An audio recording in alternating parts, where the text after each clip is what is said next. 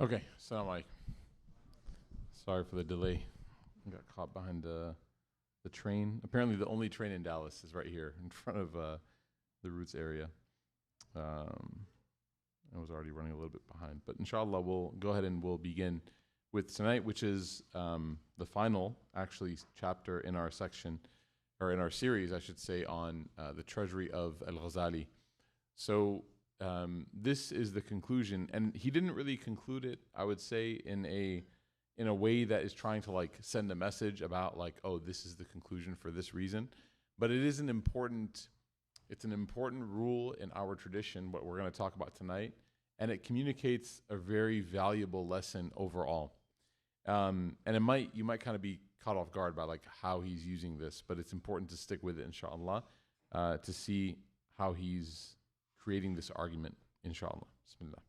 So what Dr. Mustafa Abu Sway does is he takes a passage from the Ihya, which is a passage that deals with how to handle difficult moments when it comes to governance or when it comes to leadership. And this is something that is, again, like a very difficult thing to talk about, especially right now, because when you look at all the atrocities that are happening and have been happening throughout the Muslim world, you see a sort of accomplice to it, if not sort of, but actually accomplice to it. You know, the Muslim countries that are being led by leaders that maybe are not only complicit, but maybe are actually active in this genocide or in the oppression itself. So it's very difficult. It's very difficult to consider these people as humans or as anything above subhuman, right? When you look at the leadership, the power, the money, the privilege that they have, and then you're seeing that they're not leveraging that, they're not using that for the betterment of their brothers and sisters just a few hundred miles away. It's very difficult. And one thing that is beautiful about Islam is that Islam gives us the ability to not only understand the reality that we live in, but also the ideal that we strive for. But then at the same time, as we strive for the ideal, we don't lose the fact that we are living in reality. So there is a principle in our belief that is actually a sound principle that asks us as people to think very critically and very strategically before we decide to take political strategic action. And in that realm, he says this: the oppressive and ignorant ruler, as long as they maintain their military strength and are difficult to overthrow in their power, then revolting and substituting this leader will cause unbearable consequences. Then it is obligatory to continue operating in obedience to them, just as it is obligatory to obey legitimate leaders. So what is Imam Ghazāli saying here? Imam Ghazāli says that when a person is in a situation where they see that the leadership that they are currently under is a leadership that has insurmountable strength, might that is like beyond comprehension, and this person thinks to themselves, if I try to do something, if I try to stand up and fight for what's right, then the consequences of what I'm going to do will lead to actually more damage and more harm than what I'm in right now. Then Imam Ghazāli says it is important for a person to think strategically about what they are doing to not cause further damage and further oppression that could be worse than the status quo. Let's go ahead and read Dr. Mustafa. That's actually the entire passage. Let's read the commentary now, and then I'll share with you some important things to think about from the life of the Prophet ﷺ. Imam Ghazāli was concerned about the bloodshed that may accompany impeaching and removing dictators. This has been the predominant position amongst Muslim scholars, who preferred maintaining the status quo rather than allowing mayhem and atrocities in society. So the difficulty for us, honestly, being in America hearing this, is that the American soil, quite fundamentally, right, has the spirit of revolution in it, right? The country was founded based off revolution. There were many revolutions that happened within this country as a result of the oppression that the people that were either here or brought here like slaves experienced. So revolution is something that we see. If you say the word revolution, we actually think of it as being like a positive thing, almost definitely positive, meaning no matter what the context, revolution is good. And we have to admit that this is something that we've been conditioned to think and believe, that revolution is good. But there are some situations and some circumstances where taking away the status quo could actually lead to something much worse than the situation that people find themselves in. And this is where Islam is so beautiful, and I'll tell you why. Islam wants us to strive for what is better, but does not want us to forego or ignore real consequences of our decisions, right? Like, everybody is of the opinion that we should do what is right. But the Prophet ﷺ in his hadith tells us that there are grades to doing what is right. The Prophet ﷺ said that if one of you sees something wrong, then you should fix it with your hand. And if you can't, وَإِن لَمْ يَسْتَطِيعْ, and if you are unable to, فَلْيُغَيِّرْهُ بِلِسَانِهِ, then you should speak about it. وَإِن لَمْ يَسْتَطِيعْ فَلْيُغَيِّرْهُ بِيَدِي بِلِسَانِهِ أَوْ بِقَلْبِهِ, he says. With the hand, with the tongue, and the heart. And then he says, وَذَلِكَ أَضْعَفُ الْإِيمَانِ, and that is the weakest level of faith. It's interesting in this hadith that the Prophet ﷺ doesn't just give a one-stop solution for any problem that you see in the world. He could have just said, if you see something wrong, fix it. If you see something incorrect, fix it. But the reality is that all of us, when we look at something that is wrong, we have to weigh out a lot of variables that we're thinking about. We have to weigh out a lot of variables. I was just actually talking to somebody yesterday, subhanAllah, it was so random. He was telling me that, he saw somebody, this was in a different state, not in Texas, but he saw somebody doing something wrong on the road, and he stopped to tell them, and that person basically flashed a gun at him. And that person, as we say, had to make a business decision and get back in his car and drive away. Even though he saw him doing something wrong, he said, look, I'm not going to waste my life and the life of my family over telling this guy, for example, not to park his car here. Right? The guy was parking his car in a spot that wasn't for him. He didn't have the appropriate badge. And he said, hey, that's not your spot. You shouldn't park there. And the guy flashed his gun. So all of a sudden, this ammu, this old man is like, I'm not about to lose my life telling this guy not to park here. Right? That level of processing is something that we all have to think about at some point in our lives every single day. And that's what Islam actually proposes to us. That when you see something in the world that is the product of human error, human consequence, you first have to, number one, recognize that it's wrong. That's actually the bare minimum. A lot of people are like, no, the bare minimum is that you have to fight. No. The Prophet ﷺ here says the bare minimum is recognition that it's wrong. Being able to recognize that's not right, that's incorrect. And then after that, the next level, according to the Prophet ﷺ, is to speak, is to utilize whatever vehicle of articulation Allah has given you, whether it's your tongue, whether it's your thumbs now in the era of social media, whether it is using your platform, whether it's using, if you have like a corporate, resource group that you're a part of, an employee group that you're a part of, to talk about those things, using even things like your property. If somebody, for example, owns a building or owns a home, or you have a bulletin board in your apartment building or something, and putting up advocacy notices, letters, posts, or whatever, there, right? Utilizing bilisani, by the tongue. And then if a person feels like, feeling that this is wrong and speaking about this wrong is not enough. I can actually do more. I can actually do something better than this. Then the Prophet ﷺ says, you should engage with it with some kind of physical engagement, right? With some kind of physical engagement to fix it with your hand.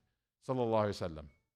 So he says that this is the position of Muslim scholars. They preferred maintaining status quo rather than allowing further mayhem and atrocities in society. In such a case, Muslim jurists tolerated every form of government to maintain peace and order. Preservation of life ranks high in maqasid al-sharia, the main objective of sacred law, of our sharia. It reflects Islam's protection of life in the Holy Quran and in the prophetic traditions. It is not an endorsement of dictators. This is an important point.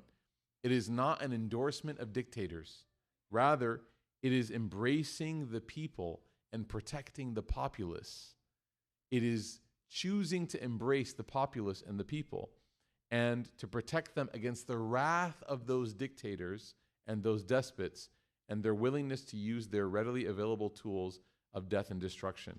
one has witnessed in modern times horrific attacks on civilians in more than one country in the Middle East, done by their own leadership. In fact, unleashing the full power of the state against its own citizens will inevitably compromise all of the major objectives of Islam: the protection of religion, of life, of intellect, of property, and progeny. One can also add that the destruction of the environment is also there. One may think that the role of scholars, intellectuals, and activists during these times, which might be reflected by the prophetic tradition, that the greatest form of jihad is a word advocating justice before an unjust ruler. There is a maxim in Islamic law that removing a specific harm should not lead to a greater harm. And that is the principle here. When we look at how we live our life and how we operate and move, we can be so tunnel visioned into the idea that we're removing a specific harm, but without realizing that that specific harm being removed may in fact lead to a greater harm. I'll give you an example that's a little bit less sensitive so that we can kind of understand the principle. Many times after classes just like this, there will be somebody that comes up to the front and they work for a company in an industry that they're not happy to work for and they feel is impermissible. For example, they work for, let's use one that we can all agree on, right? They work for, Lockheed Martin, okay. There's one that's probably, yeah, that's bad. There's one that's probably more obvious than that. I was going to say Anheuser-Busch, right? So they work for a company that manufactures alcohol, okay? Like, there's no discussion here. There's no conversation like, oh, I'm just a big fan of fermentation. Okay, yeah, whatever, man. Like, I'm a chemist. Like, no, like, this is impermissible. You cannot work for this company, okay? And by the way, this is not I'm not hypothesizing. This is not a speculation. This is a real conversation. Have these at least once a week. Somebody goes, oh, I work for DraftKings, gambling. Oh, I work for this. Oh, I work for Lockheed Martin, this, okay? Now, there's no doubt at all that in a perfect world, the right thing to do, and Allah will reward many of the right things that we can do in that scenario. The right thing to do and the best thing to do would be if a person is able to, for them to instantly quit their job, to leave out of principle, out of belief in what's right, and trusting that Allah Ta'ala will provide them for that which is better. Okay? That's the right thing to do. But one thing that I've noticed as I've seen my teachers navigate these conversations is that they don't give that answer right away. So somebody comes up and says, I work for Anheuser-Busch. I work for, this. I work for that. There's not even a question of like, how did you get there? They're not really interested in the origin story. Person says, I want to leave my job. The first question that I've heard my teacher, Sheikh Abdel Nasser and others ask is what? What is your financial situation? Do you have family? Yes. What's your family situation? I have a wife. I have 2 kids. I have this. Okay, where do you live? We're renting an apartment. Okay, how are your finances? We're living month to month right now. We don't have a lot of savings. Okay. And this is the way in which a scholar interacts with people. Now, you might have someone who just picked up the Quran for the first time and is feeling very passionate about Islam and wants to do everything right.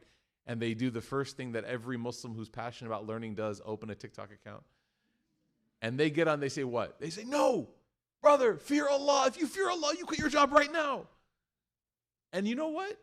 That person is saying that advice and giving that advice without thinking about all the different ripple effects, the externalities of this person's life they might affect. And that person might take that advice and they might act on it without realizing that this has detrimental effects downstream. Another example, for those of you who accepted Islam after you were born, maybe not Muslim, someone may have told you, you may have come across somebody that says, oh yeah, family, your family's inviting you over for Thanksgiving? Your family's inviting you over for Christmas, for Easter? No, that's the kuffar. You can't do that. And they might tell you that. And then you think to yourself, but this is my mom. This is my grandma. Like, what is me boycotting, Easter brunch?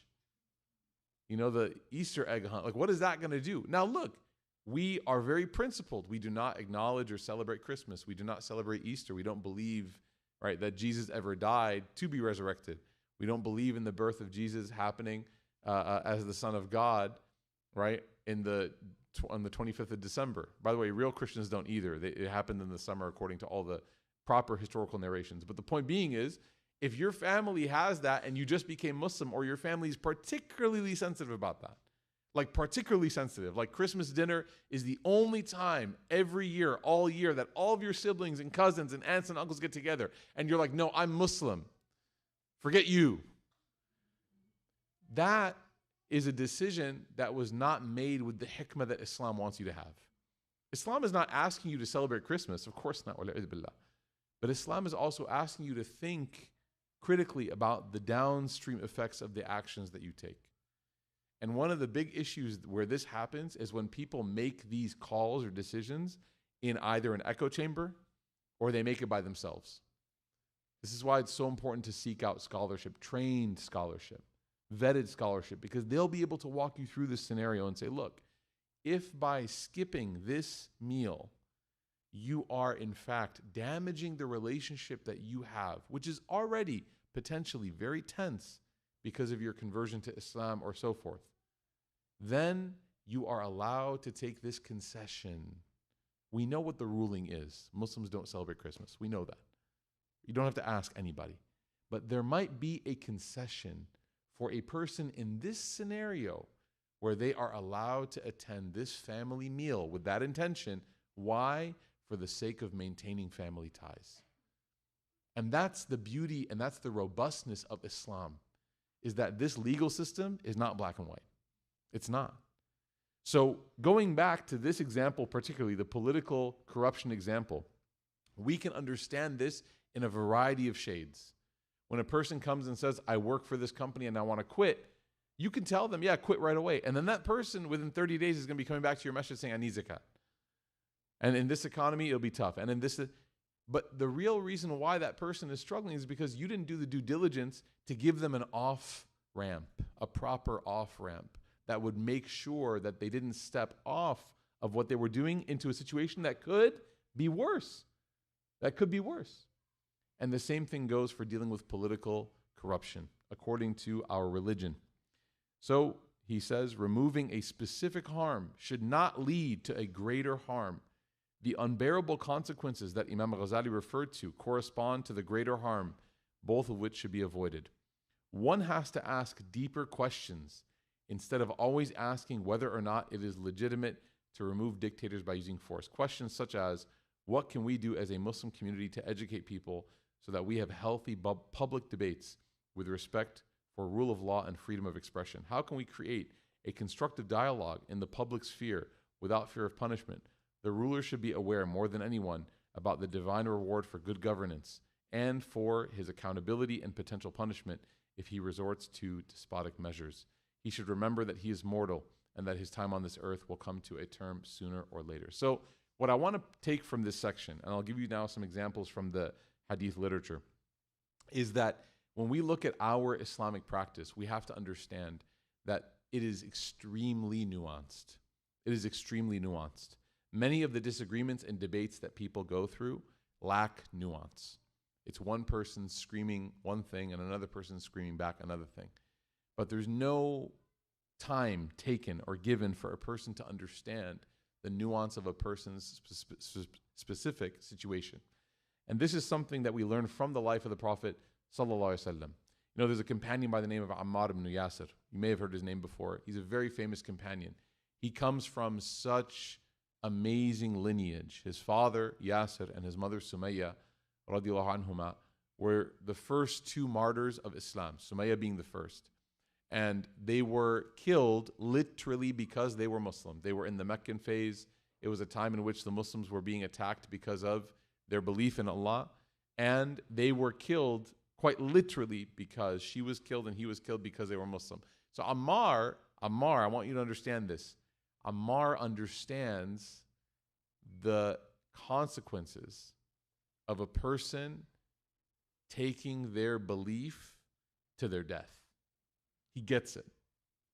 His mom and dad both, in a moment when they were being tortured, never ever, even partially, even faked, relenting on their faith. They took their faith to their grave. And because of that, the Prophet ﷺ gave them an esteemed rank, that they were martyrs, and they were of the two first martyrs of the entire religion. So naturally, you might think to yourself, okay, if this is their child, then perhaps he inherited that same disposition. That I don't care what somebody says, I don't care what somebody does, I don't care if they're torturing me. I'm never going to relent upon my faith. I'm never going to say that I'm not Muslim. It doesn't matter if they're I'm going to live just like my mother and father died. And if someone tortures me, I'm going to die saying that I'm Muslim. Does that sound like a logical thing to believe about him? Yeah, because he learned from his mother and father. There's a narration that says that Ammar ibn Yasir, when one time he was engaged by a disbeliever, and this disbeliever, he tortured Ammar, and he held him in bondage, and he persecuted him, that until Ammar would utter praise of their gods, and also until he would utter some phrases against the Prophet Muhammad ﷺ, they would not stop torturing him.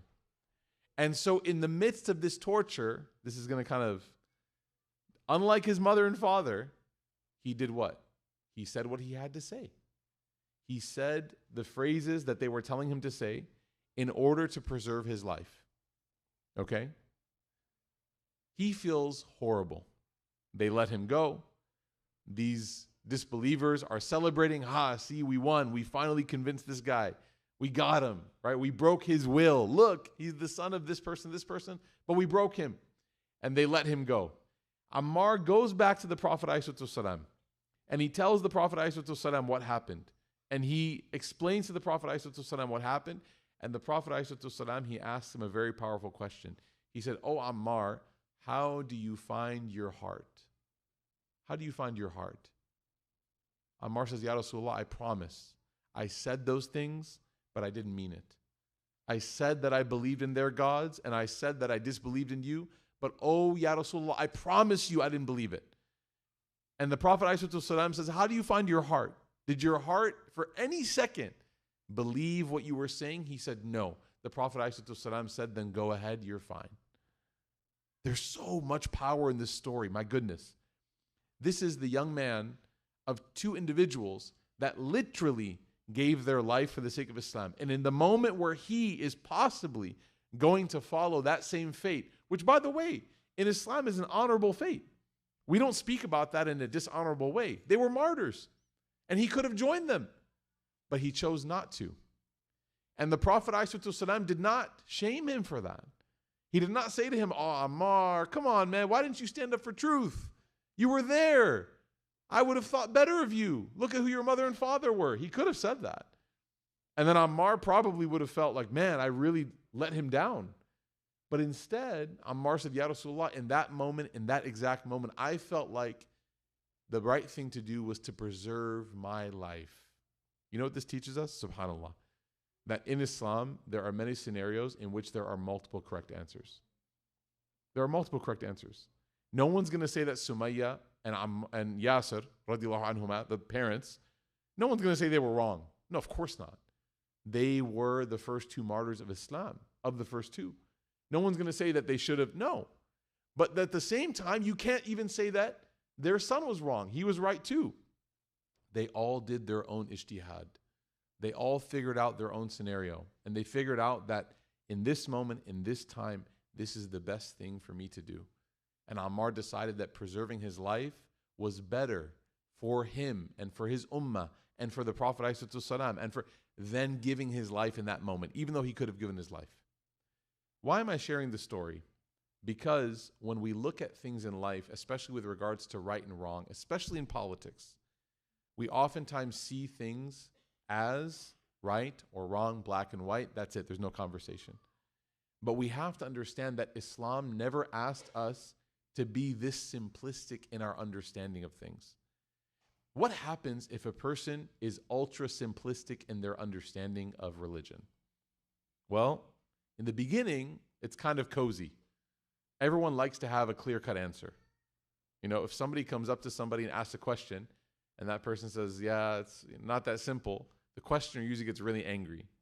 This happened to Imam Malik. Imam Malik one time got asked questions, and he said to like almost all of them, he said, "La adri, I don't know." And the person asking him said, "What are you talking about? You're Imam Malik. You're like the most knowledgeable person in the world. How do you not know?" And Imam Malik got upset with the questioner and said, "Why are you pressuring me? I'm telling you I don't know." So simplistic answers oftentimes make us feel nice, clean cut. All right? Have you guys ever seen those videos where they like cut cake in weird ways? And you feel really upset because you're like, no, you shouldn't have cut it like that, right? We like clean cut symmetry. We like that. Human beings like equal portions. We like that. But life is not like that. Life is messy. The world is not a clean place. And there are going to be numerous variables that you have to take into account. And one answer for this person might be different than for their sibling. Are you guys siblings? Yeah. Literally, one answer for one brother may differ for another answer for another brother for the same question. Even though they were raised in the same house, same family, relatively same circumstances, but their realities are very different based on their state. So when we engage with trying to understand what is right and what is wrong from a religious standpoint, we have to understand one very important principle, which is what? Most of this is not going to be simple. Most of it is going to have complexities. And if I try to reduce all of these complexities down to a simple thing, oh, come on, it's not that complicated. No, it actually is. It actually is. Right? I'm not talking about Gaza. That's not complicated.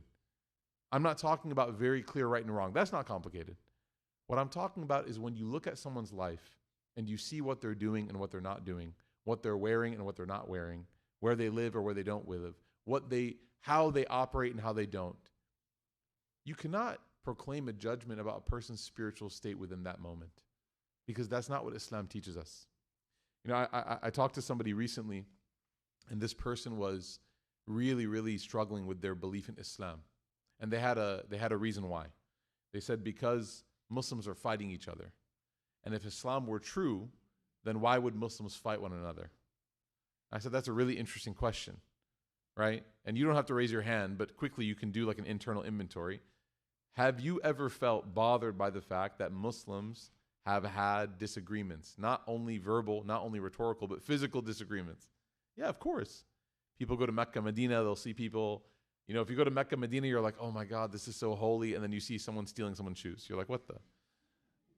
Like, this is crazy, right? Or you go to like a Muslim country and you see someone who's immoral. You're like, huh? Or you lose your mind.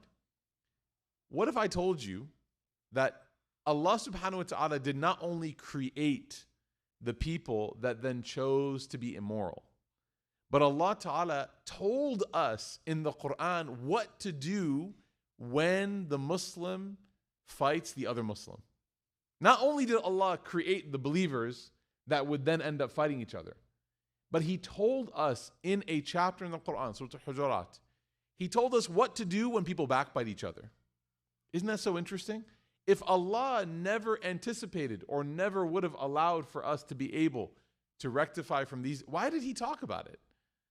He revealed about these things so as to inform us that this is going to be a reality. You have to learn to live with it. وَإِن طَائِفَتَانِ مِنَ الْمُؤْمِنِينَ اقْتَتَلُوا فَأَصْلِحُوا بَيْنَهُمَا. Listen to this. Allah Ta'ala says, and if the believing group from one group fights the other group, فَأَصْلِحُوا بَيْنَهُمَا. The job of you, the third party, is to make islah, to make a rectification between them. That's your job. So if you see two people fighting, your analysis of that as a Muslim is not, see, this is why religion is false. Because all of these people who believe in religion are not friendly to each other. That's not what the Quran says. The Quran says that when you see these, and by the way, the verb here used is qital, is to kill. When you see, to fight and to kill. When you see two groups of mu'mineen, what Allah Ta'ala says, when you see two groups of believers fighting each other, فَأَصْلِحُوا بَيْنَهُمَا فَإِن بَغَتْ إِحْدَاهُمَا عَلَى الْأُخْرَى. And if you notice that one of them is being particularly oppressive over the other, meaning if you've determined objectively, factually, that it's one of the other one's fault, it's not equal. فَإِن بَغَتْ إِحْدَاهُمَا عَلَى الْأُخْرَى فَقَاتِلُوا الَّتِي. Then you have to fight the one who what? فَقَاتِلُوا الَّتِي تَبْغِي. The one who oppressed the other one. حَتَّى تَفِي إِلَى أَمْرِ اللَّهِ. Until that balance of Allah's order is restored. Isn't that so interesting? This is a verse in the Quran. Allah is giving us the manual, the instruction on how to deal with when Muslims fight one another. So why would we use the discord between human beings, not angels, not prophets, human beings, as a reason to say that because of that, this religion doesn't make any sense? No, Allah Ta'ala told us that this is going to be our reality. فَإِن بَغَتْ إِحْدَاهُمَا عَلَى الْأُخْرَى فَقَاتِلُوا الَّتِي تَبْغِي حَتَّى تَفِيءَ إِلَى أَمْرِ اللَّهِ. Then Allah Ta'ala says that He prefers those who establish justice. This is the Qur'an's way of telling us that we should not have unrealistic expectations for the ummah. We should not have unrealistic, hyper-idealistic expectations for each other, for one another. We should allow people and families and communities space to grow and not hold them to an unrealistic ideal because they may not be at the place that we are at. And this happens on a macro level and it happens on a micro level. It happens at large and it happens individually. You talk to somebody, I'll never forget one time I met somebody and he was telling me, my son is a munafiq, my son is a hypocrite. I said, why do you say that? He goes, he doesn't pray. And the guy who's telling me is a father and the son is like a teenager. And I'm like, if only you knew how many struggle to pray. And then I told him, I said, well, when did you start praying? I told the father this. Father was like maybe in his 40s. I started praying, a couple years ago. I said, you're telling me your son, your teenage son, is a hypocrite, is functionally operating like a disbeliever, but you just started praying a couple years ago? And I said, your son is 15. Why don't you give him time to develop just like you gave yourself time to develop? Why don't you give your son the ability to fall in love with salah just like you gave yourself that? You were very merciful for yourself. And that's the problem, is that we tend to be very merciful for ourselves, but then we tend to be very harsh with other people. It should actually be the opposite. We should be more intense upon ourselves and we should be more forgiving with others around us. If we see somebody that visibly, ostensibly looks like they're doing something wrong, we should come up with excuses as to why that might be the case. Abu Hanifa said that if I ever spoke to somebody and I smelled alcohol when they spoke to me, then I would assume of that person that the alcohol that I smelled was simply something that spilled on them in the marketplace, not that they drank the alcohol. Even though, if you think about it, right, how many of us, we might get a small like whiff of whether it be like weed or alcohol or something, and we look at that person, we're like, what have you been up to? Right? And that person may have just, come from like Toronto where weed is legal or something. Like I land in Toronto's airport and I'm like, wow, this is, and it's like, and then my clothes smell like it, everything smells like it. And I land from the airport and I go straight from the airport to the masjid to give my talk. And I walk in, they're like, yeah, Imam, what's going on? What are you teaching tonight? I'm like, I had a revelation. No, I'm joking. But the point being is Imam Ghazāli was very clear that it is safer for a person. He also said, Abu Hanifa also said that I would rather incorrectly, this is actually a very big statement, I would rather incorrectly assume 100 non-Muslims to be Muslim rather than assume that one true Muslim was a non-Muslim. Like how many times have we so quickly, with our tongue, seen someone, looked at them and said, that person's not a true Muslim. And that person, just because of what? The way they dress, the way they walk, the way they talk. Abu Hanifa said that taking that person and internally proclaiming them to be outside of Islam is a horrible thing to do.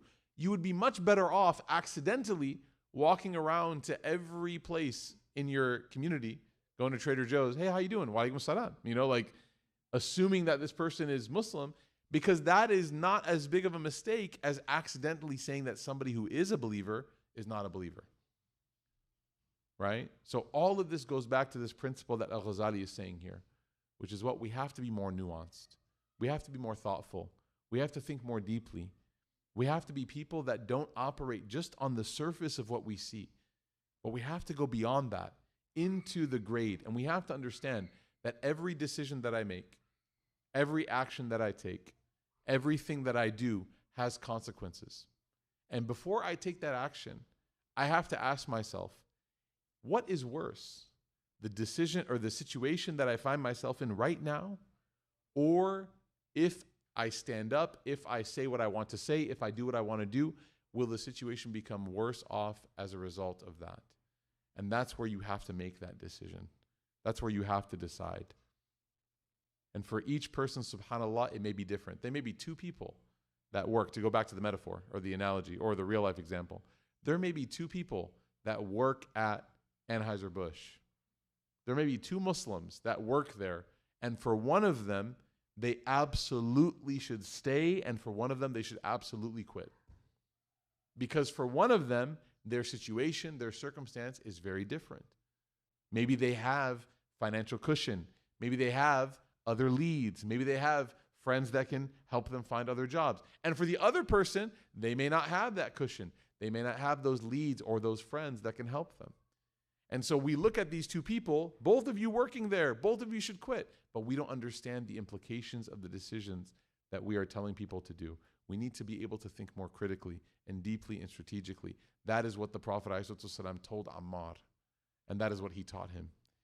He allowed his parents to make one decision and allowed him to make the exact opposite decision, and both of them were right. We ask Allah subhanahu wa ta'ala to give us tawfiq and the ability to be able to control all of the situations that we find ourselves in, and we ask Allah ta'ala to allow us to be people that make strategic decisions that are not just ones that look good in the moment, but ones that allow us to be benefited as we move on in our lives. Ameen ya Rabbil Alameen.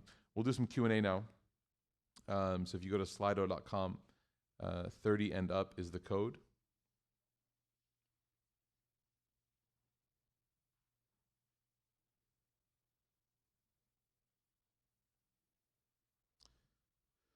Person says, not asking a marriage question since I don't even know what to ask to feel better. I'm in pain. My heart feels too heavy for my chest. Please just make dua for me. I need it. May Allah Ta'ala make it easy.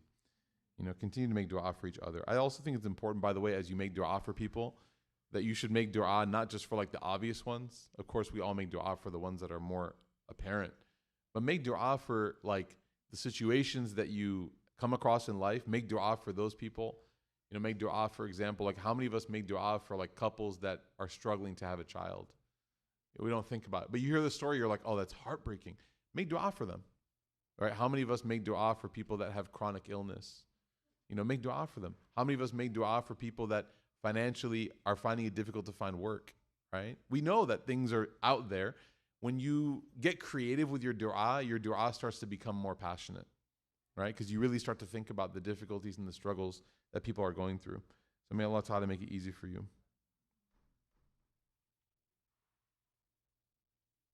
How do you balance believing Allah is all-powerful and capable of anything, but also not having high expectation to avoid disappointment? Yeah. It's tough. It's interesting. It's not really about Allah. The expectations you have are more about yourself, aren't they? Like Allah is all powerful and all capable. This is 30 and up, so I can kind of speak freely, right? I said it last week, I think. We don't really deserve anything. I don't particularly deserve anything. So if I'm like, oh Allah, why didn't you give me that? The problem built into that challenge is that I believe I deserve that. Does that make sense?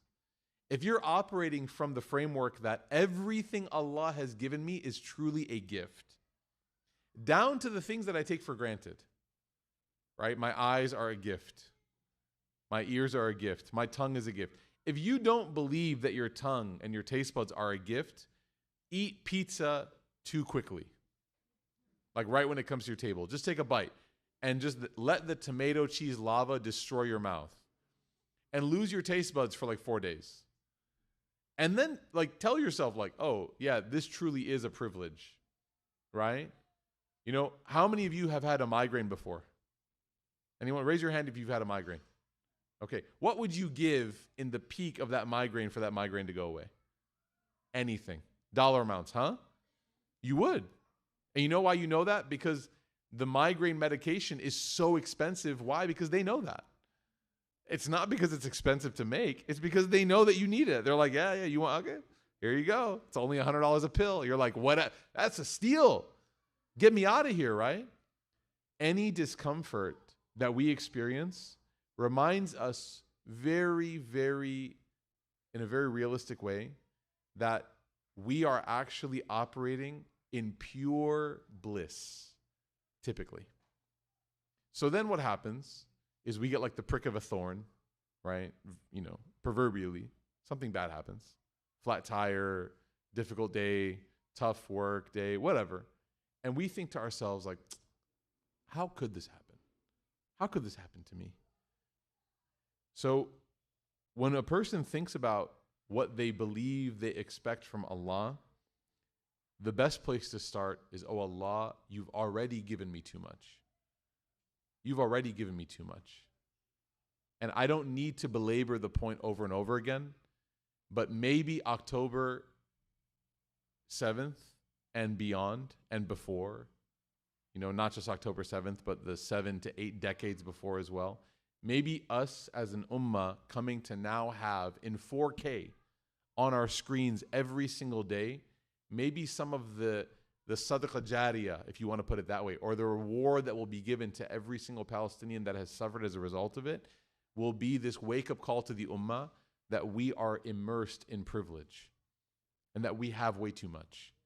And that as a result of that, when you see people like scraping or fighting for bread or looking for shelter or burning, or you realize that you have done nothing to deserve the position that you're in. And look, I say this tonight because if you say this on a Friday Jummah khutbah, like all the kids are going to start crying, all the parents are going to be like, this guy's a jerk. Like, but sometimes we need to hear it this way.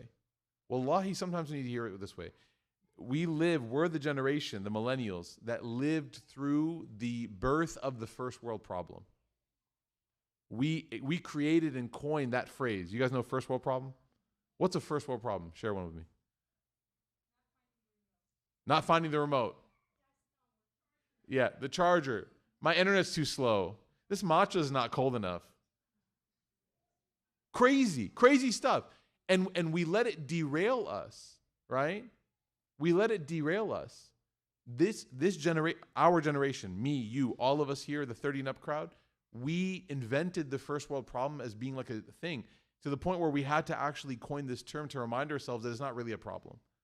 It's not really a problem.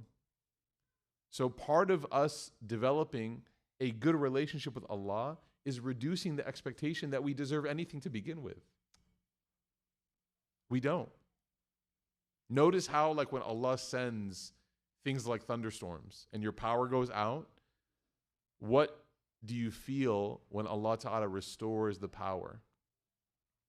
You feel such relief. That relief shows you that you're already immersed in a state of providence and privilege. Because your life could be that way forever. Just no electricity, you have to figure it out. But Allah Ta'ala gives you something very simple back that you thought you deserved, but you actually don't deserve anything. Right? May Allah Ta'ala give us that. Gently, right? Gently. So, I know I didn't answer your question. Let me answer it in a better way. Okay? Which is, Allah Ta'ala is all-powerful and is capable of doing anything. And don't forget to add that Allah Subhanahu wa Ta'ala wants ultimately what's best for you. He wants what's best for you. Allah Ta'ala does not sit there, right? Proverbially, of course, because He doesn't sit. But Allah Ta'ala does not exist in a way that challenges us, nor does He find pleasure in our pain or difficulty. That's not the Allah that we have. Allah is Al-Latif. Allah is Al-Ghafur, Ar-Rahim. He's the one that has mercy, love, gentleness. So when Allah does something for us, whether it is sweet or bitter, that is part of our divine destiny for the betterment of our existence. Maybe the difficulty you are enduring right now is the singular reason why you'll go to Jannah. Will it be worth it? You get to the gates of paradise and the angel tells you, yeah, remember that time that you couldn't find that person to get married to? And remember how difficult it was? And remember how patient you were? Udkhuluha bisalam. That patience is what gave it to you. Remember that time that you were sick and you didn't know what the sickness was? The doctors kept telling you, we don't know. And year after year, you kept getting more tests and more tests and more tests. And every time you tried, the doctor said, we don't know. And you got frustrated until finally in Ramadan, you said, oh Allah, why? Why? You got angry, but then you reminded yourself that at least I'm healthy enough to live. Go ahead and enter. Remember that one time you wanted to have children and Allah did not give you a child. And you kept trying, and every month you saw that a child was not written for you, but you were patient. And the angel says, come on in. Maybe it's that one thing. And how tragic would it be if we get to that stage and we're reminded of that, and the angel tells us, the one who's writing up, says, why couldn't you just be a little bit patient? It would have been the thing that gave you eternal grace. So realize that Allah Ta'ala is putting a situation for you in your life, both good here, I don't mean good by the way, because we don't know what's good or bad, both sweet and sour, sweet and bitter. And we have to be able to endure both situations equally. We have to be thankful to Allah when it's sweet, and we have to be reliant upon Allah when it's bitter. And if we're only fair weather friends with Allah, if we're only happy when Allah gives us what we want, and we're not happy with Allah when He doesn't give us exactly what we want, then we're not really good friends with Allah subhanahu wa ta'ala. We're fair weather friends. I'm only going to be with Allah when He gives me what I want. That's not friendship. That's not companionship. That's a business transaction. Business partners pull apart when things don't go well. We don't do that with Allah. All right? So remember that when you make dua to Allah, that Allah is all-powerful and capable, but also Allah Ta'ala is going to give you what's best for you. So, last night I made a dua at Heartwork, and I said, if it's what's best, and only like a third of the crowd said Ameen. I was like, may Allah do this if it's what's best. And they were like, oh, wait, hold on. You don't believe and trust that He wants what's best for you? That phrase should actually make people more confident, right? There's a lack of trust there. So we need to work on that trust with Allah subhanahu wa ta'ala. Okay?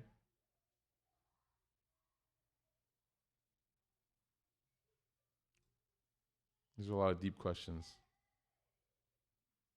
How do you ensure that your heart is not affected in compromises that we may make for a greater good? Very good. Excellent question. And I like it because it's exactly what we talked about. How do we ensure that we are not deluding ourselves into doing wrong? Very good. Look, because we are all very good at finding the loopholes. So we can say, yeah, I work for this company and, brother's got to eat. But you're eating Wagyu, brother, right? Brother didn't got to eat Wagyu. So there's two rules that Shaykh Abdul Nasser, my teacher, taught me about this. Number one is that whenever you make a decision that is about you, you have to consult people and you have to ask people that you trust. You guys ever heard the term conflict of interest? When it comes to your nafs, there's always a conflict of interest. So what do you do when there's a conflict of interest? You have to recuse yourself from the decision. How do you recuse yourself? You come up with a council, a panel of people that you trust, people that know you, people that are able to understand your situation, people that can give you contextually sound advice. And that person, I can't tell you who they are, by the way, because some of you have family that qualify, some of you have friends that qualify, some of you have scholars that qualify, right? It's what that person feels like. And you also know what the person that also is biased towards your inclination, what that person looks like as well. So you have to create a circle of people, and it should not be like a large, a board, 19 people. It should be a small group of people that you can have, and whenever you have a situation in life that you're trying to navigate, you reach out to these people. And you say, hey, you know me best. It could be 3, it could be 2 people. You guys know me best. Tell me, this is my situation. What do you think? Am I doing this right? Am I overlooking something? Don't go to the people that are already, that they're going to support whatever it is that you already want. There's no value there. Don't go to the people that are already themselves compromised. Go to the people that you are actually unsure what they'll tell you, because these people are driven by objectivity, not by any kind of personal relationship. It's really, subhanAllah, sometimes the closest people in your life that can tell you straight to your face how it is, right? And depending on the question, it might be different, depending on what question you're asking. But you need to have that. So Shaykh Abdul Nasser taught us the power of shura, of consultation. The second thing he taught us was that if you are operating in a concession, and this is an important thing to talk about, by the way, there's the general rule, which is what? For these brothers who work for Anheuser-Busch, they work for a beer company, it is halal or haram to do that. Everybody, is it haram or halal to work for a beer company? All right, we're like 87% of the way there. It is haram to work for an alcohol company. It is haram. In Islam, we do not excuse the actual ruling. Even if there's a concession, we don't excuse it. Okay, so listen to this. This is important. A person says, I work for this company. What do I do? And then you go through the whole process. I need to keep working because I need at least 3 months to get myself out of it because of my family, this and this. Okay, brother, sister, it is still haram to work here. Understand that. Do you understand? Yes, I understand. Okay, but because you have these extenuating circumstances, there is what's called a rukhsa, a concession for you. And that is a custom-fit, specific concession for you. Okay? Let me give you another example. It'll be easier. If it is Ramadan and the sun is out and you are in your city and not sick, is it haram to eat or can you eat? It's haram to eat. No. Don't go concession land. For every healthy and able believer in the month of Ramadan, should they be fasting? Yes or no? Yes. Very good. Okay. Are there concessions to that rule that we know about? What are those concessions?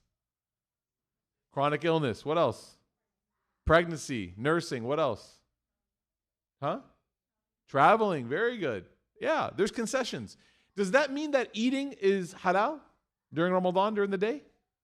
No, it does not change the ruling. The ruling is that it is still impermissible to eat. However, I am a person that has a concession. Okay? So what do you do when you have a concession? What do you do when you have a concession in life? Number one, you don't act flagrant with it. Okay? So we talk about student loans a lot because there's interest involved, right? We talk about all of these kind of big concessions that we take. Do you know what Shaykh Abdul Nasser tells the people that take student loans?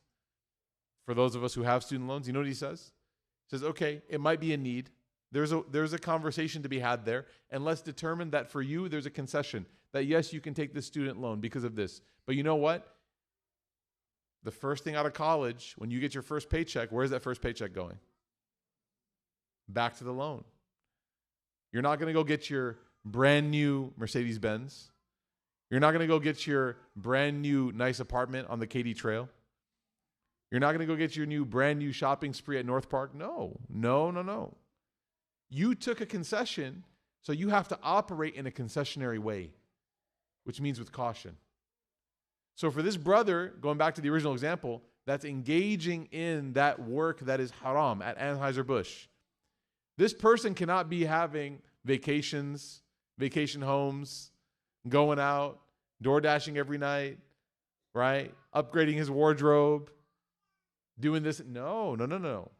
You got to be operating on a very lean budget, brother. Very lean. Until you get out of that concessionary circumstance. And then you are allowed to begin to live in a way that is outside of those constrictions.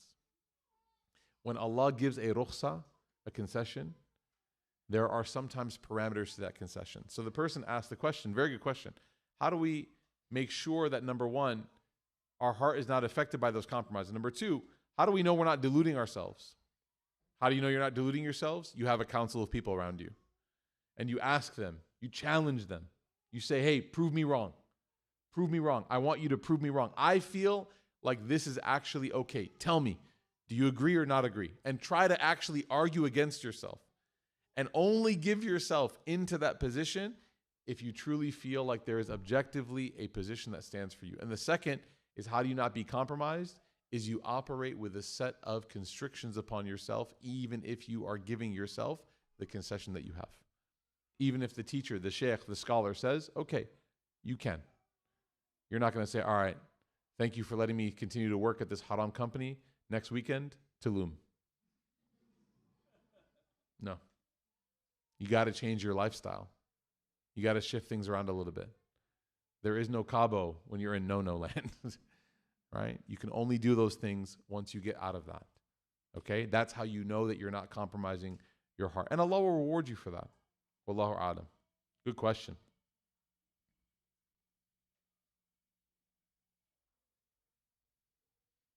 God.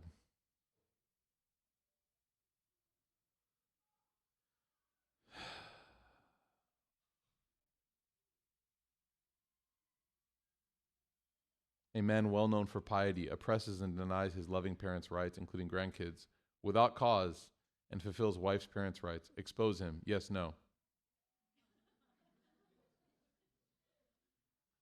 I'm not trying to laugh at the questioner, because this is a very difficult situation. May Allah Ta'ala make it easy. But this is like the craziest way to phrase a question like this. It's like, do you like me? Circle 1. Should I expose him? Yes or no? It's like, I don't know. Like, I don't know. Don't ask me this, please. Like, don't ask me, right? You know, just don't, please. This is a very, very intense thing to ask, an open Q&A.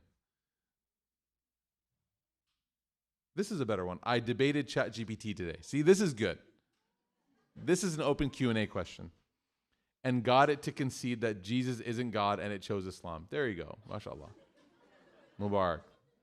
Congratulations. Right after that, maybe related, maybe unrelated. Can I take CBD gummies? So this is a good question, though. Can I take CBD gummies for anxiety, or is that haram? There are questions that fall into the realm of health and wellness in which Islam has a general ruling for, okay? It's called, the concept is tadawi bil haram. There's a general ruling, right? Muslims do not consume pork. True or false? True.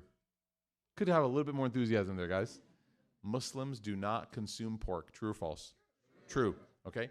There are porcine elements to some medications. For example, the casings and stuff like that. There are certain medications that is the only option. The scholars have determined through their extensive research that this is a concept known as tadawi bil haram, which means seeking a cure through things that are otherwise impermissible. Okay? So there are certain scenarios. Again, look at how robust Islamic law is. It's actually so impressive. Think about this. A 1,400-year-old legal body has come up with principles that allow us to live in this world where they're putting gelatin into your pill and you're like, yeah, my religion actually said that because it's the only one, or it's the only effective one, or it doesn't give me certain side effects, or you know what I mean? That my doctor says that it's actually the best one for me, that I can take it. Allah, this is Islam. This is amazing. This is amazing that our religion has this legal structure. And for those of you who are lawyers, you might appreciate that. Like the fact that there's so many, subhanAllah, flowcharts in fiqh. So for CBD or even marijuana, right, medical marijuana, again, not a physician, okay? But I would say that you should seek consultation with a Muslim physician who understands your Islamic sensibilities and can give you a medical recommendation while knowing your Islamic sensibilities, okay? Same thing with people who are taking medication and it prohibits them from fasting.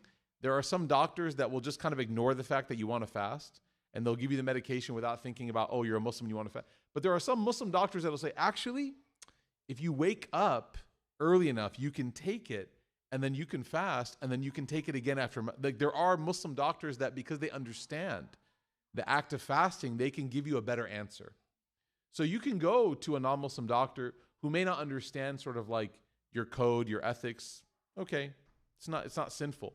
But it's always better to seek out a Muslim physician who understands your moral code, your ethical code, and they'll give you sort of the best case. Because there might be an anxiety medication or an anxiety relieving substance that doesn't contain something that can otherwise be problematic. Okay, does that make sense? So seeking that consult from a physician is the actual step. A scholar or a teacher or a student of knowledge is going to give you the general ruling, and then they will tell you what? Go to the physician. The doctor here ends up being the sheikh in conjunction with the scholar. Okay, so the answer is Wallahu a'lam. I would also say that when it comes to anxiety, there are a lot of clinically researched ways for a person to reduce and relieve their anxiety. Clinically researched, by the way, within the realms of mental health and psychiatry, that do not require taking anything, actually. All right, things like your diet, things like even sunlight, things like sleep, things like reducing screen time, things like exercise. So I would recommend, as someone who did his master's coursework in mental health, that you first explore non-additive ways to relieve anxiety before you engage in the medicinal pharmaceutical route. That's just my suggestion. Okay? Last question. How do you deal with being falsely accused? I keep asking Allah to show the truth, but there is nothing. May Allah Ta'ala make it easy. Look, Allah will give you what you need, and sometimes in this life, the revelation of an injustice or the showing of the truth of a matter may not be what's decreed. What matters is that on the Day of Judgment, all that is real and true will be known and manifest. That's what matters. Sometimes our expectations in this life is that we want a certain thing, but the reality is that this is not the arena for that, and this is not the case for that. And the quicker we come to terms with that and we say, okay, you know what? Whatever Allah decrees and dictates for me, I will accept it. The quicker that we're going to be just satisfied with moving on, and not saying that we're moving on from the oppression that we experienced or the whatever, but saying, you know what? Allah will reserve that moment for me in the time that I need it most. Right? Again, it goes back to that principle. Maybe Allah will give it to me as a concession and as a salvation for me on the Day of Judgment when I actually need it, as opposed to giving me the relief that I'm looking for in this life now. Right? And that perspective is very important, very helpful to have. So may Allah Ta'ala make it easy, but when you're falsely accused, just maintain the truth. The truth needs no external support. The truth is self-standing. And then Allah Ta'ala will decide, right? He will give you, whether you need it here or whether it will be in your afterlife, He will give you the truth that ultimately you deserve. The Prophet ﷺ was falsely accused, by the way. All prophets were falsely accused. Everyone said crazy things about them. But sometimes they got their exoneration in this life, and sometimes they did not. And that will be reserved for them in the next life. Right? So may Allah Ta'ala give us, inshallah, not only what we want, but what we need. May Allah Ta'ala always reward us for our patience, and may Allah Ta'ala make us those that are increasingly more patient and that always have the right perspective. Ameen ya Rabbil Alameen. It is the last session for this book. We have just concluded 40 weeks of study from Imam Al-Ghazāli. May Allah Ta'ala allow us to benefit from it. For those of you who have joined us for it, whether online or in person, you know, it's a very big accomplishment. You should feel proud of yourself. MashaAllah, if you came for even a few sessions or all of them, it's a very big deal to finish a book. May Allah Ta'ala accept from us and make us those that act upon what we learned. Jazakumullah khairan. Barakallahu fikum. Wassalamu alaikum wa rahmatullahi wa barakatuhu.